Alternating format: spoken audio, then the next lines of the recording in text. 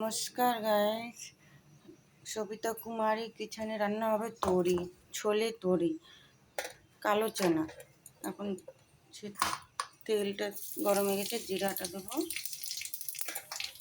পেঁয়াজ দেবো, একটু রসুন কুচি কুচি করতে এটা দেবো,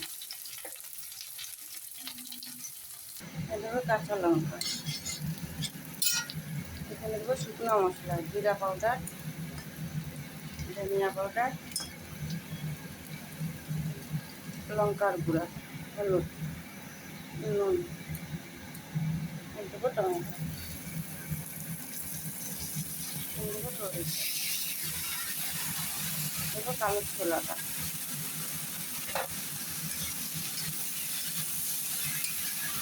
কচুরি মেথি, ধনিয়া পাতা নেই, আগে কচুরি মেথি দিলাম।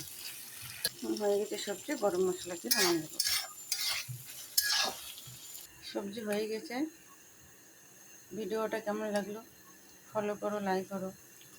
চানা আর ঘিয়া का सब्जी।